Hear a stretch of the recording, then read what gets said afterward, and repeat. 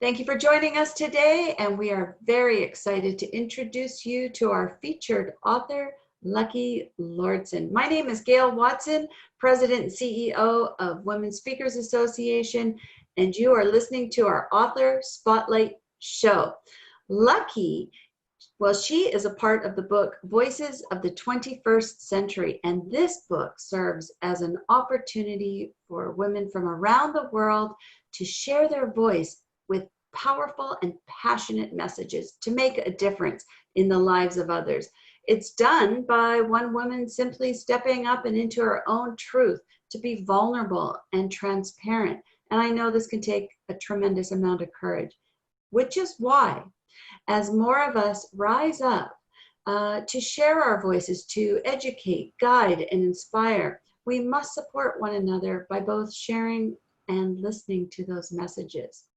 So let's get on with the show. I'd like to welcome and introduce you to international best-selling author, Lucky Lauridsen. Welcome to the show, Lucky. Oh, thank you so much, Gail. Thanks for having me today. Great. All right. So, you have worked several years with the elderly population in a variety of different roles, from being a care aide to an RN to actually owning your own facility to support elderly people.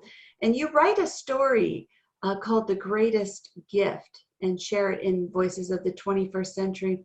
Maybe share with us right now, just to give us an insight to what that story is about, and also what inspired you to share it now?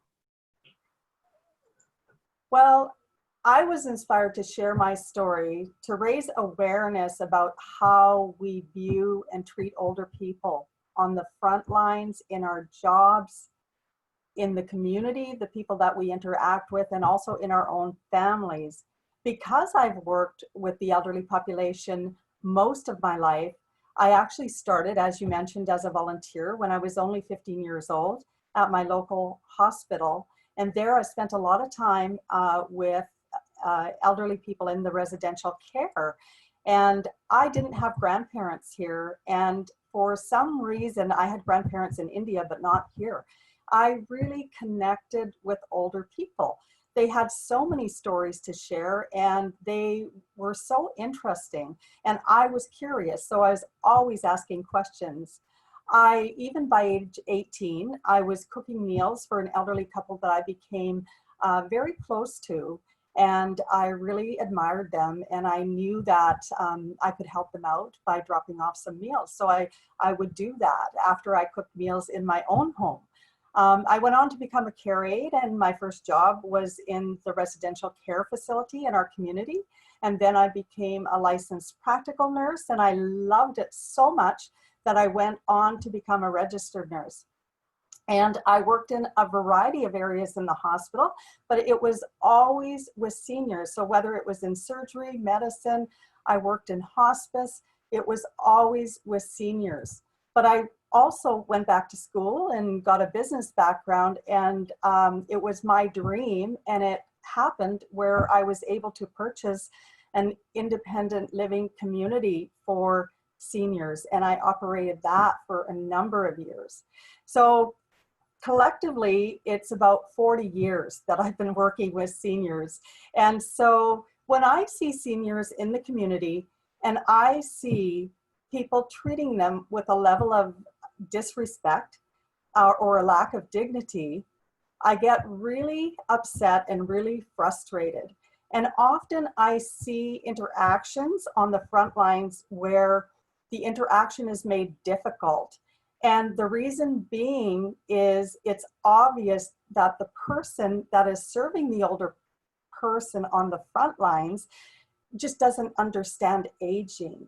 They just don't have the right knowledge. And unfortunately, a lot of people make assumptions about aging based on their own personal experience, but they really lack the stats and facts about aging. And they don't understand that there is such diversity in the way people are aging. They're not aging the same, especially today. There's more diversity than ever before. And that's why I wrote my story. My story is called The Greatest Gift, as you said, and I talk in more detail about an incident that occurred and really compelled me to take action.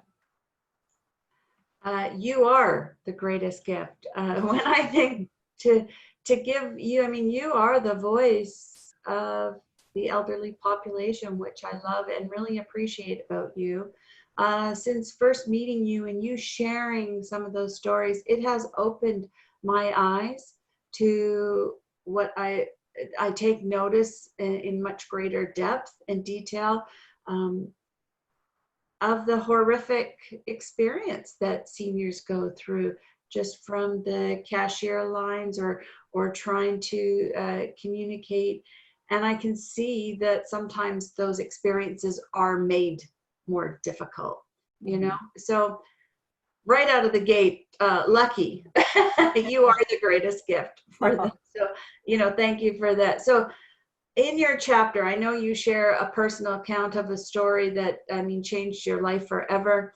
But what do you want readers to take away from that story or from what you share? Well, what I really hope is that my story provokes some thinking about how we as individuals want to be treated when we're older.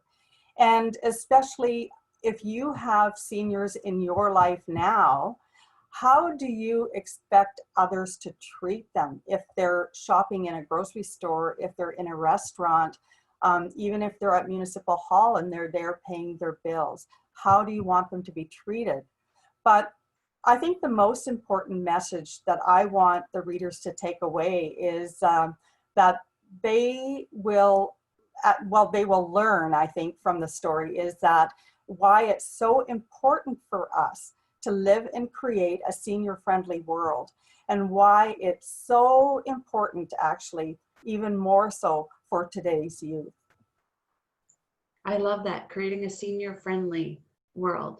So important. And when you think of, we've just been catapulted into everybody has been catapulted into an online world. Whereas before we almost had the choice, now everybody has to be in that online world.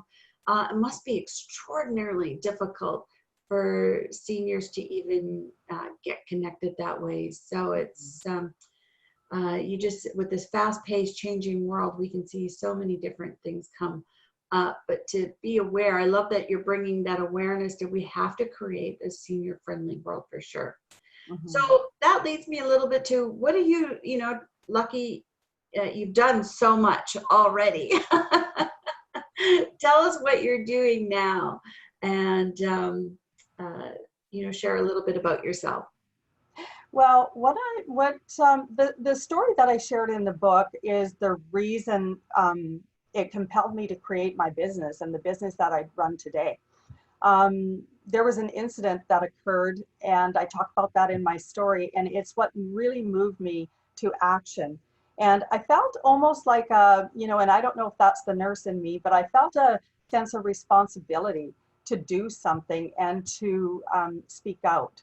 And so that's why I decided to create, that same day that incident happened, I went home, I created my business. I called it Age-Wise Business Solutions. And I created the SAS certificate, which is a senior awareness and sensitivity skills training. It's interactive online training, so it took me some time to put that together. It's foundational knowledge that I provide around aging, along with skills and strategies to enhance the quality of interactions that people are having with seniors. And it's a person-centered model, and it was designed very specifically to help employees on the front lines in businesses and organizations that provide services and products for seniors. But I've also had a bit of interest from teachers that have actually just asked to audit the course, and they've loved it so much that they've asked about incorporating this into the high school curriculum. And I actually have a teacher that is currently looking at presenting it in Alberta as well. So anyone is more than welcome, especially caregivers as well, that they have gotten a lot of benefit from taking this training. And anyone can take it. If they go to agewisebusiness.com, the courses are there, and they can enter any of the portals. Wow, that is absolutely amazing. So these are online courses that people can take just to, um, oh, it sounds like everybody needs to take this course. Just to get that awareness and to get that training to as to what you're talking about. Yeah, you know, it helps people to build relationships with seniors, and that's the main goal here, is to teach others how they can help others and enhance the quality of their relationships, especially if you have older family members. Yeah, yeah, because there is a lot of wisdom and a lot of great stories and characters that definitely come from those who have gone before us. All right, Absolutely. yeah. So Lucky, uh, we need to get a copy of your book. I know it's being listed in bookstores around your area, but if we are listening right now and want to get a copy of this book, I'd like to know where we can get it from. Actually, if you want a copy of the book, you can, and it would be personalized for you, is you can go to agewisebusinesssolutions.com and you can go to our products page and the book is there. And you just put in your request of what you would like personalized on the book, and I will certainly get that to you. And the other way is, yes, we're in several local bookstores. We will soon to be in our library system, actually. And I have a couple more announcements that I'll be making soon of more locations that we'll be in. So you're amazing. You know, just as you're going through this, not only would this be a great story to read for our own individual selves, but I'm just thinking this would be an amazing gift. it would be amazing To give people, you know, yourself as a frontline worker for the seniors, really, just to give that voice. But if there's someone special in your life that you want to recognize, please, or that have seniors also in their life, to be able to gift this book, be a really beautiful gift. Lucky, you are amazing. You're doing such great things there, and I've never met anyone give such passion and strength to the voice of, you know, giving focus to this population. It is so important and so needed. So I really want to thank you for that. I've seen both my parents go through and now pass on. What I would give to sit down and talk and connect and hear those stories again, and listen more, where sometimes they don't connect at a certain time, but I think that's just from, you know, the lack of that understanding, that rush, that have to go. So it's a big thing that you're doing in this world. So you've seen a lot. You've seen the good, the bad, and the ugly, for sure, with all of this. What words of wisdom do you want to leave with us? Well, I think what I would like to say is that the next time that you connect with a senior, put yourself in their shoes. Lead with empathy, kindness, and respect. Because you could be the only person that they connect with that day, that week, or even that month. A lot of seniors live on their own. So look at every interaction as an opportunity to connect, even with your own loved ones. Like Gail was saying, you know, they have so many stories to tell. When they're gone, their stories are gone with them. So you need to speak with them now. And remember, it's the smallest gestures that can have the greatest impact in their life. Beautiful. Simply beautiful. You're beautiful, Lucky. Thank you very much. Thank you. Thank you. Oh, I just love chatting with you.